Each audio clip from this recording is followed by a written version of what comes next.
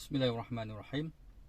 Alhamdulillah wassalatu wassalamu ala Rasulillah amma ba'd.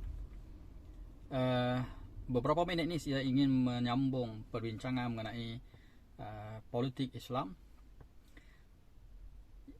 Persoalannya hari ini ialah apakah prinsip asas yang membezakan antara politik Islam dengan politik liberalism. Yang pertama, isu pemilikan muka bumi ini. Umat Islam, dalam akidah Islam, bumi ini adalah milik Allah, kerana Allah merupakan pencipta alam ini, ataupun bagi Allah sebut dalam Quran Rabbil Alamin. Allah ini Alhamdulillahi Rabbil Alamin. Allah menceritakan dalam ayat yang pertama, Iqra' bismi rabbikal ladzi khalaq. Bacalah dengan menyebut nama Tuhanmu yang menciptakan.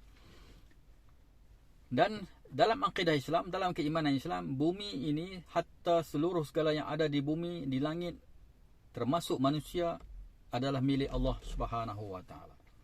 Apabila manusia ini milik Allah Subhanahu wa taala dan Allah ini pemilik manusia, ataupun Allah ini pencipta alam ini, maka Allah pemilik alam ini, termasuk manusia itu milik Allah, maka Allah berhak untuk menentukan peraturan-peraturan untuk supaya dipatuhi oleh manusia yang menjadi milik Allah Subhanahu wa taala. Antara amanah Allah Subhanahu wa taala ialah Allah melantik manusia menjadi khalifah. Ataupun yang dimaksud dengan khalifah ialah pengganti Allah untuk menegakkan agama Islam dan mentadbir dunia dengan agama. Dan itu merupakan maqasid ad-darurah yang pertama, iaitulah hifzuddin. Dan para ulama usul fiqh menjelaskan yang dimaksudkan dengan hifzuddin adalah yang pertamanya ialah mewujudkan agama. Maksudnya memastikan agama Islam itu wujud di dalam diri manusia, dalam masyarakat manusia dan dalam kerajaan mereka, wujud dalam arti kata terlaksana sebagai satu sistem hidup. Apabila agama itu tidak dilaksanakan, maka agama itu tidak wujud. Maka agama itu tidak terpelihara kewujudannya. Jadi antara amanah khalifah kepada manusia adalah mewujudkan agama supaya merupakan satu realiti yang wujud dirasai oleh manusia di dunia ini dengan kewujudan sistem hidup yang berasaskan agama Islam.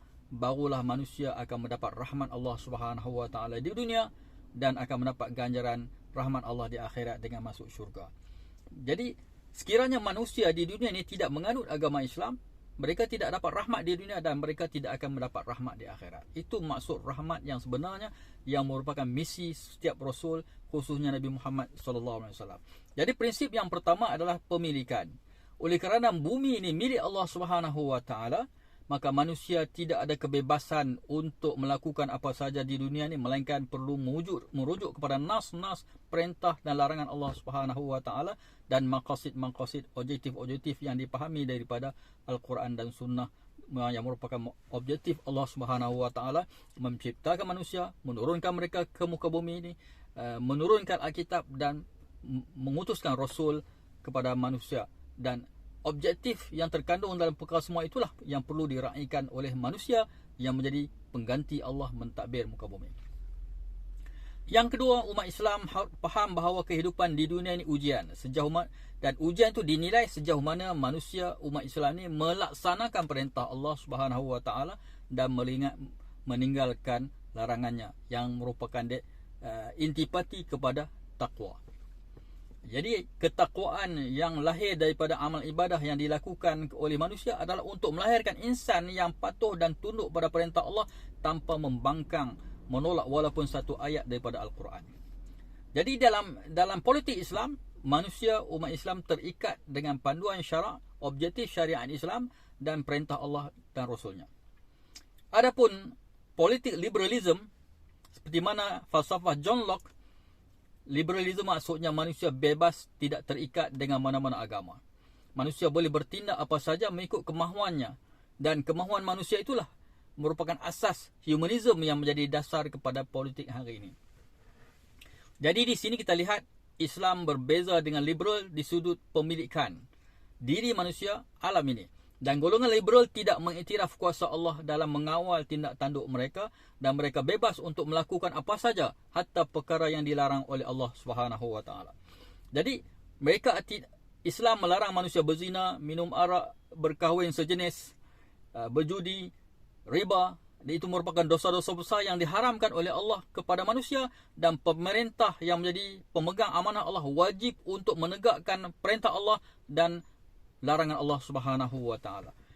Apabila manusia menganut agama liberal, akidah liberal, ideologi liberalism, mereka tidak akan mengendahkan apa saja perintah Allah kerana mereka rasa mereka berhak melakukan apa saja tanpa perlu dikongkong oleh perintah Allah Subhanahu wa taala.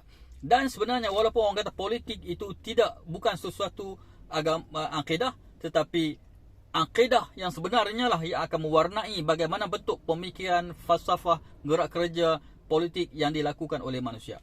Fikirkan, sekiranya anda beriman kepada Allah Subhanahu wa taala, anda wajib untuk menjadikan politik ini patuh dan tunduk kepada sistem prinsip yang ditentukan oleh Allah Subhanahu wa taala.